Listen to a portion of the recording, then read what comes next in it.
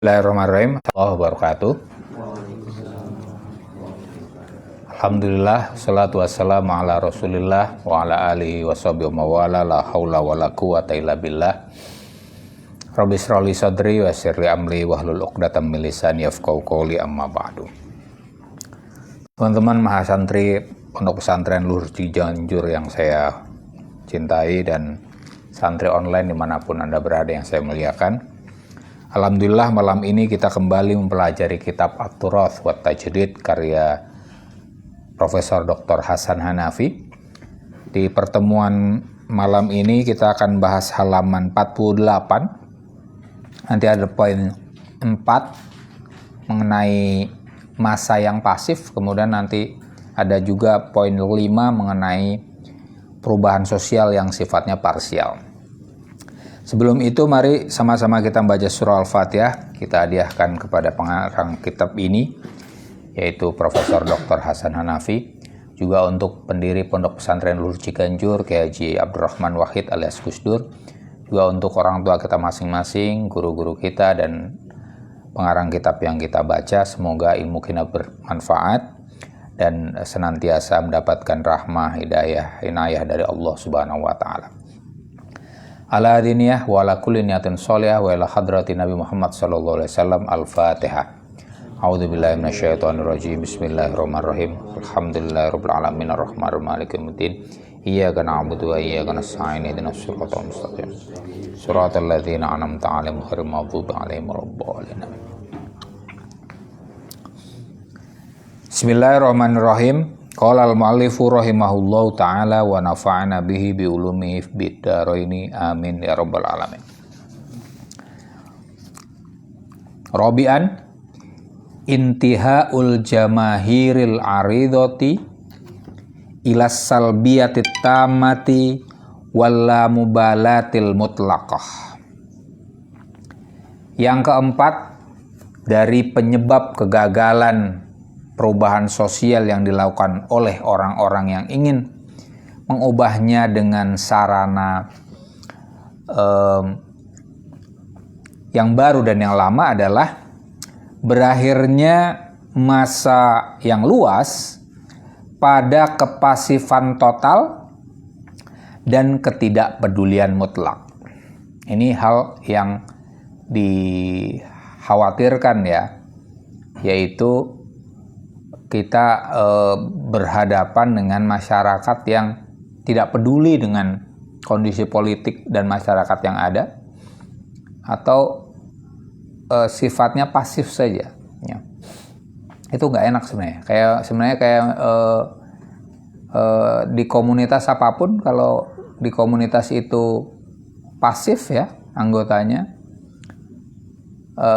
ada kemungkinan pasivitas mereka juga mengindikasikan adanya al-mubalah, nggak peduli gitu, mau diapain aja. Itu baik di masyarakat maupun di satu komunitas kecil, itu hal yang mengkhawatirkan. Tuqarrirullah asutoh al-harba wassalam. Kekuasaan bisa menentukan bagi masa yang luas tadi al-harba wassalam, tentang perang ataupun perdamaian.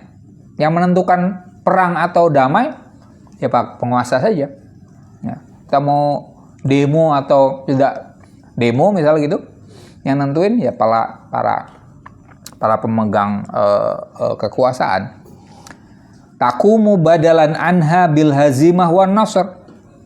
Penguasa tadi menjadi representasi bagi masa bil hazimah wan nasr, dengan kekalahan atau kemenangan mereka.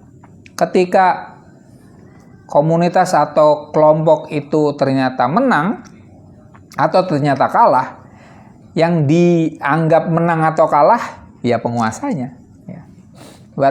Bayangkan kalau misalnya perang lah, sekarang sedang rame di dunia ini kan perang banyak ya. Ada perang antara Rusia Ukraina, ada perang antara India Pakistan, dan yang terakhir ini setelah perang Palestina sama Israel ada Israel lawan Iran.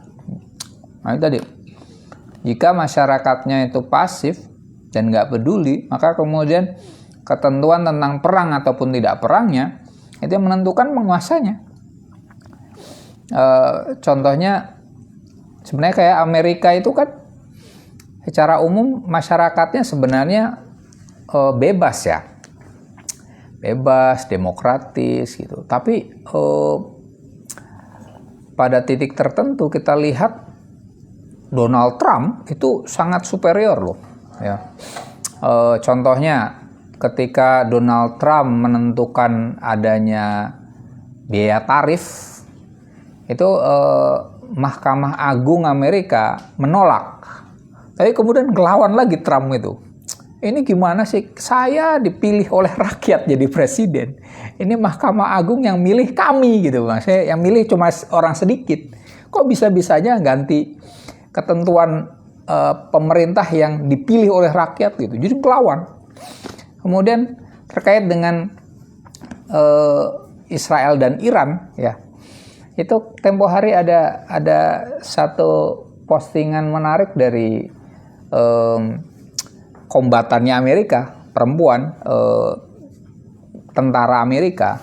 Dia kemudian entah yang jelas dia pakai pakaiannya seperti tentara. Orang Amerika. Intinya dia mengharapkan tentara Amerika untuk tidak mau untuk dikirim melawan Iran, ya, membela Israel dan melawan Iran semuanya itu. Tapi kemudian tetap kan kemarin juga Trump menyerang 3 lokasi yang disinyalir tempat Iran mengolah nuklir ya, entah untuk bom, entah untuk hal yang lain semacam itu. Nah itu, jadi yang menentukan perang atau damai itu penguasanya. Masyarakat itu kadang hanya diikut sertakan saja. Contoh yang lain, hal yang lain lah. Sebelum itu di perang antara Israel dan Palestina itu masyarakat Israel itu tidak mau perang, tidak setuju dengan Netanyahu yang menyerang Gaza semacam itu. Hampir tiap hari itu ada demonstrasi itu setelah Oktober 2003, 7 Oktober 2003 di Tel Aviv senantiasa ada demonstrasi dari rakyat Israel yang menolak adanya perang, menolak Netanyahu, bahkan minta Netanyahu untuk turun gitu.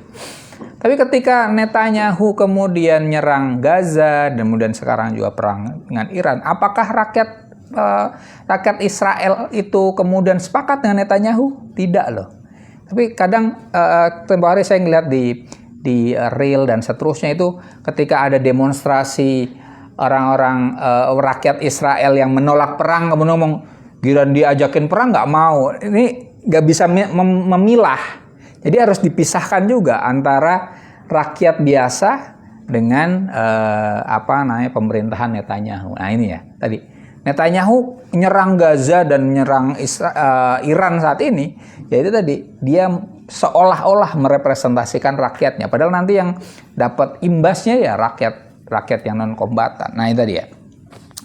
Ini padahal di masyarakat yang tidak pasif saja mengalami itu, gimana kalau masyarakatnya pasif ya. Artinya aktivitas masyarakat penting.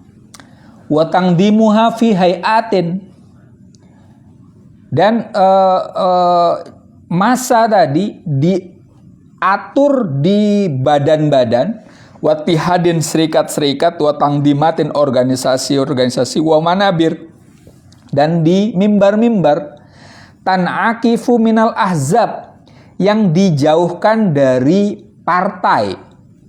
Wahua, padahal partai itu an-nasyat at-tilqai at-tabi'i, semangat otomatis natural lil qawaid al-jamahiriyah, bagi kaidah-kaidah republikanisme ya. Ini Hanafi di titik ini membedakan antara organisasi non-partai dan partai politik. Ya. Dia melihat yang lebih diutamakan oleh Hanafi di sini adalah partai politik, bukan organisasi. Ya. Kenapa? Karena ada momen di suatu kawasan di mana partai itu adalah representasi masyarakat, sementara organisasi itu bikinan pemerintah. Mungkin kalian belum lahir, mungkin ya, sebagian kalian semua kemudian belum lahir. Zaman Orde Baru, ya, itu partai itu dikerdilkan. Partai tadinya banyak ketika Orde Lama, kemudian disederhanakan tinggal 3, tinggal 2, ya. Karena Golkar itu bukan partai.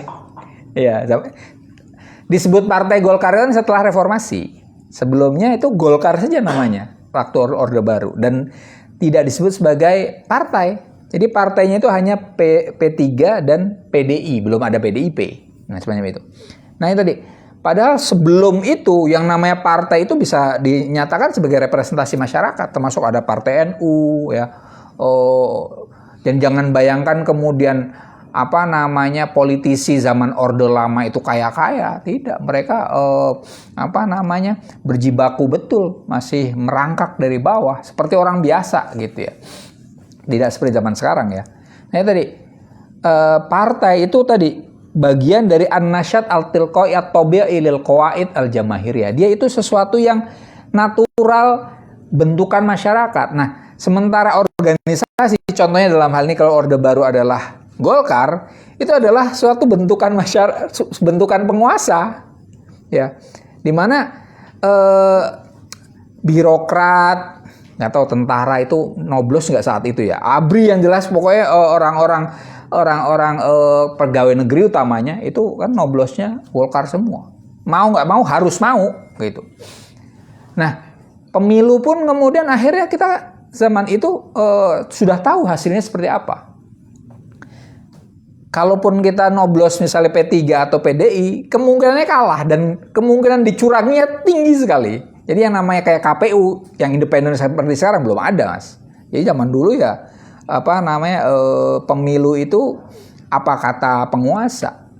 Kira-kira saat itu masyarakat antusias untuk ikut pemilu tidak? Tidak, ya. Tidak antusias ya, seperti tadi, Allah mubalah, peduli setan gitu. Jadi akhirnya ada pasivitas ya, kondisi yang pasif sikapnya dan juga nggak peduli karena seperti tadi. Wa akafat an azmatiha al-yaumiyah. Masyarakat jadinya apa?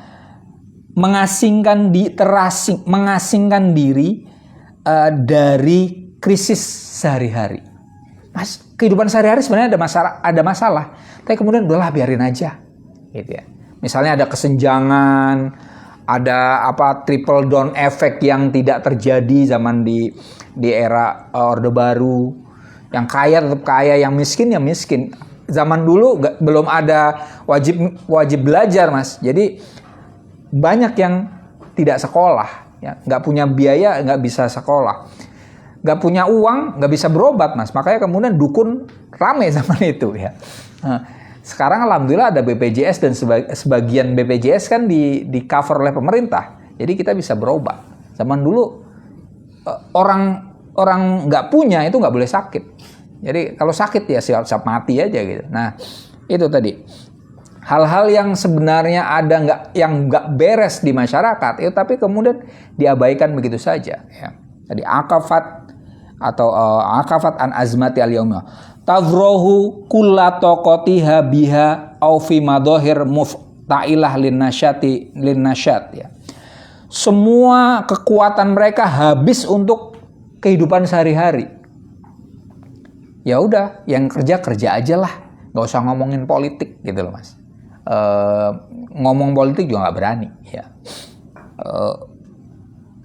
Au fi madhahir mufta'ilah linnasyat, atau mereka sibuk menghabiskan segala dayanya pada fenomena-fenomena buatan linasyat untuk aktivitas.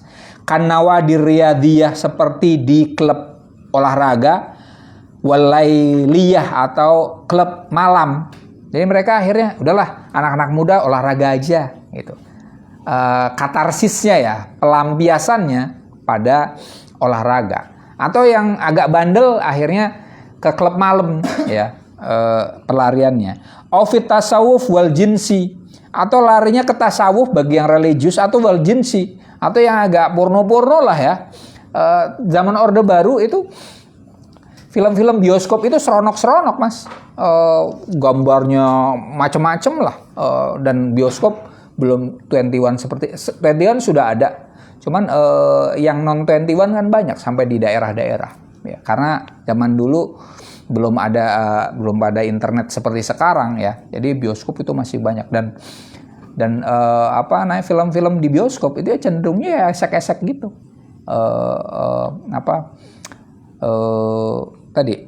Masyarakat disibukkan dengan agama yang udahlah tinggalkan duniawi atau masuk ke hal yang sifatnya esek-esek. Aufis safar wal hijrah, atau masyarakat dibiarkan untuk dikasih ke fasilitas safar. Safar kan jalan-jalan. Ada setelah ditur jalan-jalan. Awil hijrah, atau pindah, dalam hal ini mungkin di Indonesianya transmigrasi. Itulah daripada di Jawa ini nyari penghidupan susah, transmigrasi saja ke Lampung, kan ada beberapa teman dari Lampung ya, ke Lampung, ke luar Jawa lah. Au fil ma'arik fil murakabat al-amah, atau masyarakat disibukkan dengan ma'arik, pergumulan fil murakabat al-amah, di alat-alat transportasi umum. Di kita Jakarta ngerasain betul kan, di bis, di kereta, naik motor juga macet-macetan, ya orang habis umurnya di jalanan gitu. Jadi untuk ngomong macem-macem lagi kan udah capek ya kan. Sampai di rumah juga mau nonton TV udah capek lah. Ngomong politik itu kita udah sumpek gitu kan. Ya kayak saya pribadi akhirnya lebih senang nonton yang lucu-lucu aja. Lapor Pak gitu saya paling nonton ya. Macam itu. Buat yang lucu-lucuan. Au fil mawalid wal a'yad, atau disibukkan dengan harlah-harlah rame-rame wal a'yad dan pesta-pesta. Ya pesta tahun baru dan seterusnya lah ya. Masyarakat dibikin senang untuk kumpul-kumpul semacam itu. Nah, jadi masyarakat dilarikan ke arah-arah yang rutinitas atau hal-hal yang mungkin hal yang agama yang tidak lagi mempedulikan hal ihwal politik dan sosial. Nah itu. Ini terjadi di Mesir paling tidak zaman ini berarti zaman Anwar Sadat ya. Termasuk saat saya di Mesir itu zamannya Husni Mubarak juga sama. Orang nggak berani ngomong politik ya, kecuali kaum intelek yang ini ya, itu pun juga diawasi betul ya. Atau di Indonesia zaman Orde Baru ini hampir sama. Nah, catatannya adalah wastahala qiyamu tsauratin bila jamahir tsauriyah. Mustahil suatu revolusi itu terjadi tanpa masa yang revolusioner. Kalau masyarakatnya nggak peduli dengan kondisi sosial politik, maka revolusi itu mustahil, kata Hanafi. Ya. Jadi suatu revolusi menghajatkan pada masyarakat yang peduli kepada kondisi bersama. Bagaimana agar masyarakat peduli kepada kondisi bersama? Tentu saja kaum intelek, kaum terpelajar perlu juga melakukan pendidikan kepada masyarakat untuk memberitahu adanya azmah al-yaumiyah, adanya krisis sehari-hari. Kita jangan hanya sibuk dengan rutinitas sehari-hari saja, tapi perlu menyadari bahwa ada yang nggak beres di kehidupan kita saat ini. Nah itu. Wa kanatil bariqah al-wahidah, satu-satunya kilauan yang muncul adalah al-intifadat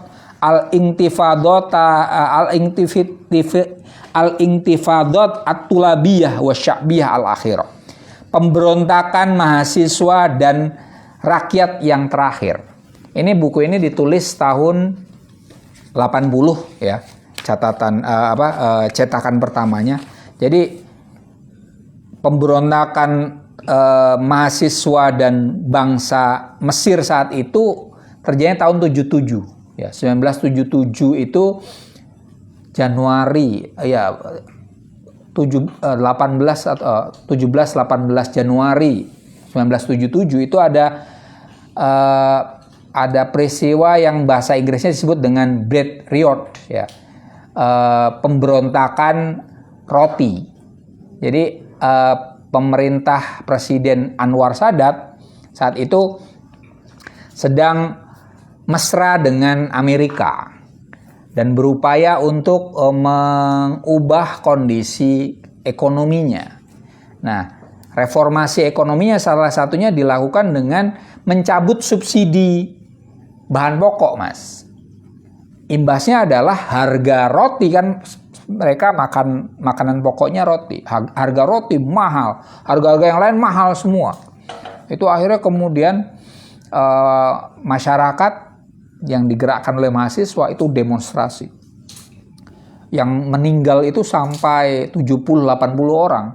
Ada yang ditangkap dan seterusnya. Dan karena chaosnya sedemikian rupa, akhirnya dalam waktu 2 kali 24 jam, kurang lebih 48 jam lah ya, berarti 2 hari saja itu, lantas Presiden Anwar Sadat mencabut keputusannya. Setelah itu udah selesai, tidak ada kerusuhan lain ini. Hanafi mencatat itu sebagai al-bariqah ya, satu-satunya hal yang bersinar terkait dengan revolusi yang terakhir ya. Allati tu'idu ilal adhan hayawiyatal jamahir, yang mengingatkan kembali tentang vitalitas publik, wartibat toha bil qadaya al masiriyah, dan keterkaitan publik dengan persoalan yang ada ya. Mahmatolat istiqanatuha, meskipun pengasingan mereka dari krisis sehari-hari itu lama ya. Mereka diasingkan dari krisis yang sesungguhnya mereka rasakan. Wa amat salbiyatuha, meskipun kepasifan masyarakat itu juga sudah menyebar luas. Wa radiyat biwaqi'i amriha, meskipun mereka sempat menerima saja kondisi yang realitas yang mereka alami misalnya itu. Jadi Hanafi mengatakan sebenarnya masyarakat itu sempat pasif, sempat nggak peduli terhadap kondisi sosial politik. Tapi ketika kondisi ekonomi itu kacau balau, saat pemerintah mencabut subsidi pangan, maka saat itu ternyata masyarakat punya kekuatan untuk peduli pada kehidupan bersama dan akhirnya melakukan demonstrasi. Ya, mungkin ini catatan yang kemarin juga, siapa Mas Dayat atau siapa yang nanya ya, bahwa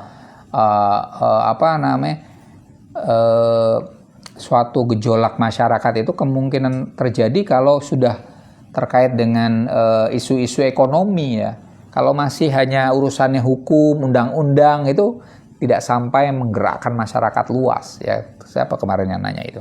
Nah ini kemungkinan Indonesia kalau sampai ke taraf ekonominya kacau balau ya bisa gerak lagi. Contohnya sekarang yang PHK banyak loh ya. Yang PHK banyak banyak orang yang ngeluh soal kehidupan ekonomi. Nah, kelas menengah itu cenderungnya kegencet. Nah, itu sebenarnya momentum-momentum yang perlu penyadaran publik bahwa kita nggak baik-baik aja gitu ya. Oke, yang kelima. At-tarqi fi amaliyatit taghyir al-ijtimai. Tambal sulam dalam pelaksanaan perubahan sosial. Wa tarkul asas kama huwa khadi'an lil amril waqi. Meninggalkan asas yang tunduk pada realitas. Wa taghyirul juz'i wa tarkul kulli. Mengubah yang sebagian dan meninggalkan yang keseluruhan. Wa tahrikus sathi wa tarkul a'ma, menggerakkan permukaan dan meninggalkan yang sisi yang lebih mendalam. Ini satu penyebab kegagalan transformasi sosial adalah parsialitas dalam melakukan perubahan. Ya. Hanya parsial, hanya juz'i, hanya sebagian. Dan sebagiannya pun hanya di permukaan, tidak mendasar. Artinya yang ingin disampaikan oleh Hanafi, perubahan sosial itu seyogyanya mendasar, radikal, dan juga meluas, komprehensif. Tidak hanya separuh-separuh dan tidak hanya di permukaan saja. Fataghirul ijtimaiyu, perubahan sosial, lam yata'adda i'adat tauzi' ala qaidatin a'rad. Ya. Perubahan sosial belum mencapai pada redistribusi secara meluas. Ini Hanafi menentukan semacam parameter bahwa perubahan sosial yang menyeluruh dan mendalam itu memerlukan apa? I'adatut tauzi' ala qaidatin a'rad. Ya. Melakukan redistribusi secara meluas. Ya. Contohnya apa? Kama huwal hal fil islah az-zirai. Sebagaimana yang terjadi pada reformasi agraria. Duna i'ta'il ardi liman yuflihuha. Tadi perubahan sosialnya tanpa memberikan tanah kepada yang menggarapnya. Kemarin kita sudah bahas ya tentang bahwa yang paling sederhana adalah seyogyanya tanah itu diberikan pada penggarapnya. Artinya jangan lagi ada istilahnya buruh tani yang tidak punya sawah, ya. Seharusnya petani itulah yang punya tanah, ya. Negara membagikan tanah kepada para petani itu, ya. Jangan sampai ada 1-2 orang punya semacam konsesi, ya, punya hak izin untuk menggarap ribuan hektar, ya. Sementara di sisi yang lain banyak petani yang dia hanya buruh tani, jangankan satu hektar, 1 petak pun nggak punya sama sekali. Ya, itu Hanafi mengatakan seyogyanya kondisi keberadaan adanya buruh tani tanpa tanah itu tidak layak untuk diberlanjutkan, ya. Nah, ini tadi. Ini taghir ijtimai yang jelek adalah salah satunya duna i'ta'al ardi liman yuflihuha wa duna i'ta'il amil haqqahu fi hududi qimatil amalil yadawi binisbah li qimatil amali idari. Tanpa memberikan kepada amil buruh, ya, haqqahu, haknya, fi hududi qimatil amalil yadawi, pada batas-batas nilai kerja manual dengan tangan, binisbah li qimatil amal al idari, dinisbatkan dengan nilai kerja administratif. Yang tidak direkomendasikan adalah terjadinya kesenjangan yang terlalu jomplang antara pekerjaan kerah biru dengan kerah putih, ya. Amal yadawi itu kerah biru itu, ya. Orang-orang yang bekerja dengan fisiknya. Sementara yang tadi al-amal al-idari maksudnya kerah putih. Itu orang-orang yang kerjanya tidak harus pakai otot, ya. Hanya kayak di Indonesia kita ngerasakan itu kan jomblangnya tinggi, ya, antara kerja kerah putih dengan kerah biru. Nah, padahal di negara-negara yang maju, ya, itu tidak terlalu mencolok gitu, ya. Kita bisa lihat misalnya di Bali aja, kalian ketemu bule itu jangan bayangkan mereka itu orang-orang kaya loh.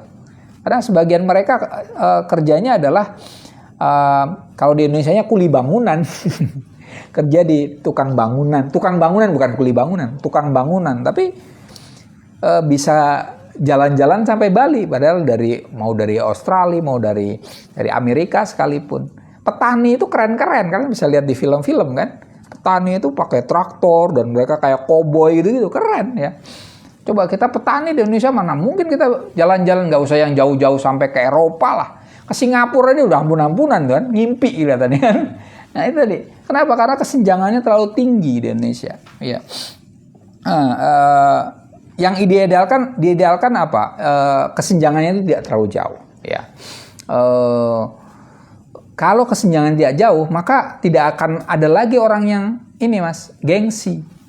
Coba saya ketemu beberapa teman saya baik di Singapura, di Jerman maupun di Australia itu S3 itu tapi kerja, misalnya ada yang kerja jadi pengantar koran, loper koran, S3 mas.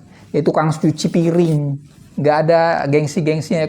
Di Indonesia mana ada, ya kan? Kita gengsi ya, karena masyarakatnya kita tadi ya jumlahnya terlalu jauh ya. Itu sebagai contoh. Selain itu idealnya juga pekerja itu punya saham atas perusahaan di mana dia bekerja. Di Indonesia udah mulai lah ya, walaupun ya kecil-kecilan lah. Kayak misalnya Goto ya, kalian tahu ya. Gojek sama Tokopedia itu kan merger, bikin saham, dijual di Bursa Efek. Cuman sahamnya jelek lah. Saya pernah beli lah. Tapi itu gini nyusruk terus lah itu. Nggak recommended untuk dibeli pokoknya. Iya. Tapi paling tidak promosinya saat itu adalah kalau teman-teman ada yang jadi tukang ojek online, Anda bisa memiliki perusahaan Anda. Nah, gitu kan. Seolah-olah kan, walaupun ya sahamnya paling 1 juta ya kan. Tapi kan, saya punya saham Gojek gitu kan. Ya, idealnya memang semacam itu ya. Kayak misalnya di koran-koran ataupun lembaga-lembaga di Indonesia ini, kayak Tempo itu jurnalisnya itu punya sahamnya mas ya.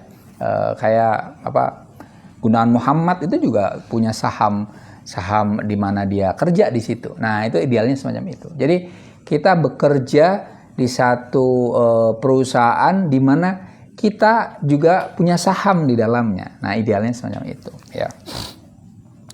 Wa itolib istiqlalaha, dan ini duna maksudnya. Dan tanpa memberikan kepada pelajar, mahasiswa utamanya, istiqlalah kebebasannya, warofil wasoya anhu, dan mengangkat keinginannya, fi hududi to'atihi, pada batas-batas ketaatannya lil idaroh al jami'iyah, ketaatan pada administrasi kampus, wa ahdihi muwafaqatiha, dan mahasiswa itu mengambil kesepakatan dari kampus ala nasyatotihi, yang terkait dengan kegiatan mahasiswa itu, al-ittihadiyah, kegiatan organisasi, wa mutolabihi al-fi'iyah, dan tuntutan faksinya. Tadi ya, pembagian yang lain adalah selain untuk petani, buruh juga kepada pelajar. Pelajar itu perlu dikasih kebebasan untuk berekspresi. Di era Orde Baru ada NKK BKK ya, normalisasi kampus lah. Jadi mahasiswa itu karena ketika Orde Lama tumbang, itu yang menjadi motor penggeraknya adalah mahasiswa, maka kemudian mahasiswa padahal tadinya rekan sejawatnya Soeharto nih, tapi kemudian dikandangin di kampus, nggak boleh lagi untuk demonstrasi dan seterusnya. Nah itu bagi Hanafi itu bukan taghir ijtimai itu ya, bukan perubahan sosial yang ideal, karena mahasiswa itu ya kaum terpelajar itu adalah kekuatan juga bagi kita, kekuatan moral ya. Oke lah masih muda para mahasiswa, tapi mereka justru karena masih muda itu mereka punya idealisme yang tinggi ya, belum begitu terkontaminasi oleh kepentingan-kepentingan yang sifatnya lebih vested interest-nya lebih kuat. Nah, sebenarnya itu. Jadi Hanafi menyatakan di sini para pelajar perlu dikasih kebebasannya. Tapi ya tadi, kebebasannya fi hudud, pada batasan-batasan ya. Tidak yang kemudian kacau balau kebebasannya. Bal sebaliknya ini yang terjalukan duriba al-fi'at, doroba al-fi'atu ba'duha bi ba'd, doribat seharusnya ya. Kelompok yang satu dengan kelompok yang lain itu saling bentrok. Ya, tadi. Alih-alih dilakukan redistribusi, yang terjadi adalah bentrok antar kelompok. Wa khuliqa al-munafasah bainahuma, ya. Dan diciptakan persaingan antara pihak-pihak tersebut fil ujur dalam hal penghasilan hatta tujaba al matolibu, sehingga tuntutan mereka dijawab. Adik, tanpa adanya redistribusi, maka kemudian masa mungkin untuk bentrok, masing-masing mengungkapkan kepentingannya. Dan tadi mereka dibiarkan sedemikian rupa, akhirnya kemudian barulah tuntutannya diberikan. Nah itu Hanafi tidak merekomendasikan hal itu. Jadi menurut Hanafi, sebelum bentrok terjadi, redistribusi yang harusnya dilakukan terlebih dahulu. Ya. Jadi redistribusi itu dipikirkan, lantas dilaksanakan. Dengan demikian, konflik horizontal antar masyarakat itu bisa dihindari sedini mungkin. Watahqiqut taghyiril juz'i dunal masas bi jauharil qadiyah, realisasi perubahan parsial tanpa menyentuh inti persoalan, wahia itu adalah suatu yang menimbulkan pertanyaan, li solihiman yukhattatul iktisadul qaumiyyu, untuk kepentingan siapa ekonomi nasional itu dirancang. Ya. Ini Hanafi mengatakan, jika perubahan sosial hanya dilaksanakan secara sebagian saja, parsial saja, tidak menyeluruh, ya, inti persoalannya tidak disentuh, ya seperti tadi, adanya kesenjangan sosial, adanya ada yang lebih kaya, ada yang miskinnya ampun-ampunan. Nah, kalau inti persoalannya tidak disentuh, maka kemudian pertanyaannya, ini ekonomi nasional itu dibentuk untuk kepentingan siapa? Ya, tentu saja seharusnya al-iktisad al-qaumi itu li solihi kulinnas, ya. Ekonomi nasional itu harusnya direncanakan untuk semua orang. Tapi kalau tadi hanya parsial, maka berarti parsial juga yang berkepentingan di dalamnya. Seperti yang tadi saya singgung, adanya teori trickle down effect itu menunjukkan parsialitas, ya. Biarkan hanya sebagian orang saja yang menjadi kaya. Pengandaiannya orang-orang kaya itu taruhlah 2 gelas ini. Kalau kemudian dikasih air terus-terusan, maka airnya akan mengalir. Nah, aliran dari kelebihan cairan yang ada di gelas ini itu yang disebut dengan trickle down effect. Jadi pengandaiannya, ini kalau ada 2 orang kaya dikasih kesempatan lebih oleh negara, diharapkan nanti luber. Nah, lubernya ini nanti ke masyarakat, gitu. Tapi kenyataannya kan gelasnya membesar terus. Membesar terus. Jadi nggak luber-luber gitu. Nah itu kan, ada yang orang yang kaya raya nggak usah kerja lagi sampai mati, sampai 7 turunan, ada loh, ya kan. Sementara pihak lain ada yang kita nyari makan aja ampun-ampunan, ya, itu kan nggak sehat itu di Indonesia ini. Nah itu al-iktisad al-qaumi, ekonomi nasional seharusnya yukhattat bi li solihi kullinas, bukan li juz'in minan nas. Oke. Wala makanatis sultah al-watoniyah min ansori taufik bainal qadim wal jadid. Di saat keberadaan kekuasaan nasional, penguasa nasional itu menganut rekonsiliasi antara yang lama dan yang baru, Kana taghir yahdusu minas sultah wa bismiha. Maka perubahan itu terjadi dari penguasa dan atas nama penguasa. Ya. Wa ka'annaha amaliyatun mafruḍah, seolah-olah perubahan itu adalah suatu praktek yang wajib. Birohmi min talbiyatiha lihajatil jamahir, meskipun perubahan itu adalah respon terhadap kebutuhan publik. Wa kana qabulun nas laha ta'atan lisultah. Penerimaan masyarakat terhadap perubahan tadi itu seolah-olah ketaatan kepada penguasa. Walaisa tahqiqon lima talibihim, bukan karena merealisasikan kebutuhan masyarakat. Hatta asbahati sultatu hiya al-qadiratu ala fi'li kulli syai'in. Sampai-sampai penguasa itu mampu melakukan apapun. Ini Hanafi mencatat tentang perubahan sosial yang dari atas ke bawah, top down. Ya.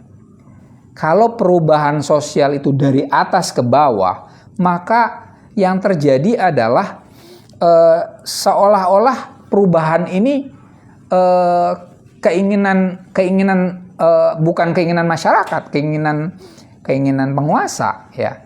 Dan atas nama penguasa, kalau ada perubahan, penguasa lah yang mengambil klaim atas perubahan itu, ya. Padahal yang diperlukan adalah perubahan yang dari bawah ke atas. Jadi Hanafi itu konsisten dengan pernyataannya yang tempo hari bahwa idealnya itu yang namanya penguasa, bukan menguasai dia menyebutnya itu ya sekedar aparat saja, Mas. Ya seperti saya pernah cerita kalian lah ya. Seperti kalian di sini ada pengurus pesantren ya kan, ada lurah dan seterusnya. Itu kan representasi dari teman-teman tapi karena dipilih toh. Artinya lurah pondok itu mengikuti apa yang diinginkan oleh masyarakat pondok, kan begitu kan? Bukan yang kemudian dari antah berantah lurah pondok punya agenda sendiri dan para santri mengikuti dia, kan nggak kayak gitu kan? Jadi perubahan itu dari bawah ke atas namanya itu. Jadi yang namanya lurah pondok itu bukan penguasa, tapi sekedar petugas lah, petugas yang ditunjuk bareng-bareng oleh komunitasnya, yang nanti juga dia bisa diganti oleh lurah berikutnya semacam itu. Nah, Hanafi itu masih dalam kerangka semacam itu, maka dia tidak sepakat dengan perubahan sosial yang top down, ya, dari atas ke bawah. Yang diinginkan adalah dari bawah ke atas. Masyarakat nih pengennya apa, kemudian perlu dipilih orang-orang yang akan melaksanakan atau mengelola pelaksanaan apa yang diinginkan oleh masyarakat, baru kemudian berjalanlah perubahan itu. Nah itu. Kalau yang seperti tadi, maka nanti yang terjadi adalah wa'anan nasu minal markaziyah. Ya. Rakyat itu terlewat atau dikesampingkan minal markaziyah, dari pusat. Jadi, penguasa lah yang penting, ya. Maka masyarakat dikesampingkan. Wadoat minal jamahir mubadaratuha, hilang dari masa itu inisiatifnya, ya, karena ya udahlah, opo jare penguasa. Mereka sudah tidak punya inisiatif lagi untuk melakukan sesuatu yang diperlukan oleh masyarakat. Wa'timaduha alal hulul adzatiyah, dan kemandirian mereka dalam mengatasi persoalan, ya. Tadi wa asba'ar rohis huwa syekhul qabilah, sang pemimpin, bisa presiden, bisa tadi lurah pondok dalam hal ini ya, huwa syekhul qabilah, menjadi kepala suku, ya. Wa rabbul usroh, kepala keluarga, wal aburruhi, dan ayah spiritual, wa kabirul ailah, sesepuh keluarga, alladzi yalja'u ilaihin nas inda syiddah, yang mana masyarakat orang-orang bersandar padanya ketika kondisi sulit, lifadil khusumat, untuk melerai pertikaian masyarakat, walihilil masyakil, dan untuk mengatasi persoalan-persoalan. Wa huwa yutabikul mahzun an nafsi. Pemimpin yang kayak gitu itu selaras dengan hasanah sikis ingdal jamahir pada masa. Wa tasawwuratiha al-haramiyah, dan konsepsi piramidal mereka, wal markaziyah, dan sentralistik mereka, lil alam, tentang alam semesta. Nah ini, jika perubahan yang terjadi itu top down, dari atas ke bawah, maka masyarakat itu akan tersingkir dari pusat. Mereka hanya di pinggir-pinggir. Mereka kehilangan kemandirian dan inisiatifnya. Kenapa? Karena pemimpin itu akhirnya dianggap sebagai kepala suku lah,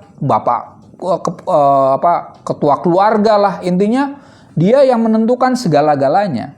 Nah, kalau itu terjadi, maka konsepsi piramidal yang kemarin kita sering bahas itu ya akan jauh lebih kuat mengakar di masyarakat.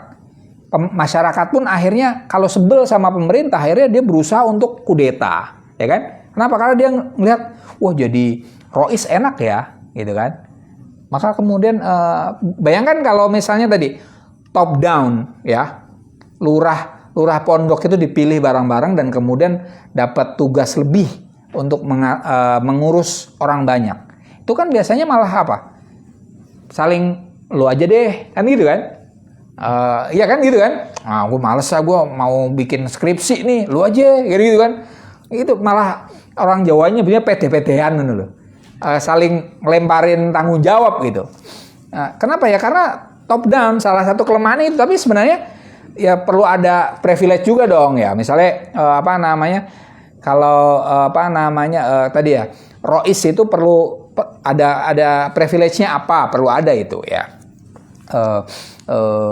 Tidak kemudian dia hanya jadi sapi perah juga. Kalau kayak gitu juga kasihan juga ya kan. Nah, itu kalau bottom up. Tapi kalau top down, ya tadi orang akhirnya melihat enak ya jadi penguasa ya, jadi ketua ya. Tapi kemudian setelah ketidaksukaan muncul, maka yang muncul adalah kudeta, kemudian konflik lebih parah lagi semacam itu. Nah, itu Hanafi tidak menganjurkan tentang perubahan yang top down ya. Amma ahta usultoh, adapun kesalahan yang dilakukan oleh kekuasaan atau penguasa dalam hal ini fit tahlilis siasi, dalam analisis politik, fahiya ahtaun latuh tafar, adalah kesalahan yang tidak bisa dimaafkan. Penguasa tidak boleh salah. Ya, ini penguasanya dalam hal ini bukan lurah pondok ya. Lurah pondok masih terbatas kekuasaannya. Tapi yang dibicarakan adalah ar-Rois, dalam hal ini adalah presiden. Presiden itu tidak boleh salah. Kalau melakukan kesalahan, maka kesalahannya la yuhtafar, ya. La tuhtafar, kesalahan yang tidak bisa dimaafkan. Kenapa? Li'anna biyadiha maqalid al-umur, karena di tangan penguasa itu kendali hal ihwal. Dia bisa mengendalikan apapun. Coba presiden itu kan dia punya semuanya loh, ya kan? Ekonomi beres, keamanan beres, kesehatan beres, ya kan? Dia adalah panglima tertinggi semua angkatan. Mau perang nggak perang yang menentukan presiden, ya kan? Mau sekarang ngasih subsidi nggak ngasih subsidi presiden, kan semua itu. Jadi dia punya sarana yang lengkap, bahkan dia punya intelijen, ya kan? Yang bisa memata-matai orang. Wabistitoati hal isti'anah bimaturid, dia juga mampu untuk meminta tolong pada sesuatu yang diinginkannya, min irsyadin, baik berupa masukan, wa nashin, nasihat, wa taujihin, atau arahan li salamatil qoror, demi keselamatan keputusannya. presiden kan juga punya kuasa untuk memilih orang dan meminta nasihat dari siapapun. Pakar di Indonesia kan banyak sekali, mau pakar apa aja ada, ya kan? Dari pakar yang kasat mata sampai tidak kasat mata kan ada, ya kan? Mau politik, ekonomi, semualah ada. Artinya karena dia punya sarana yang lengkap, ya, juga kuasa yang lengkap, maka dia tidak boleh salah, ya. Tidak bisa lagi pakai istilah kan manusia biasa, ya kan? Nggak bisa itu, ya. Maka tempo hari ada presiden yang lama itu sering minta maaf itu kan kemudian dikritik kan. Presiden kok minta maaf melulu, ya kan? Minta maaf. Kalau minta maafnya sekedar urusan pribadi, hal pribadi, oke lah, ya. Tapi kalau urusannya publik nggak bisa, nggak ditolerir menurut Hanafi. Fa illam taf'al, apabila penguasa itu tidak melakukan yang benar, ya, maksud dalam hal ini wajamba muhakamatuha amama sya'bi, dia harus diadili di hadapan rakyat, tidak dimaafkan. Kalau salah, ya dia harus diadili di hadapan masyarakat. Khosotan lau adat hadhil akhto, terutama apabila kesalahan-kesalahan itu mengakibatkan ila ihtilali juz'in minal aradil watoniyah, terjajahnya sebagian dari tanah air, wa tabdidi tsarwah al-qaumiyah, atau hilangnya kekayaan nasional. Jadi, kalau kesalahan presiden itu sampai mengakibatkan hilangnya sebagian tanah air atau hilangnya kekayaan negara, maka itu wajib untuk muhakamatuha amama sya'bi, wajib untuk diadili di hadapan publik, ya. Tidak bisa hanya maaf saya khilaf, nggak bisa, ya. Maka kayak dulu pas reformasi kita menuntut agar Soeharto itu diadili, ya karena tadi banyak keputusan Soeharto saat itu dianggap salah, ya. Maka kemudian dia tidak cukup dia hanya minta maaf, dia harus diadili, ya. Karena seperti tadi. Itu saja untuk malam ini. Alhamdulillah subbab ini sudah selesai. Pekan depan insya Allah kita akan membahas halaman 49 tentang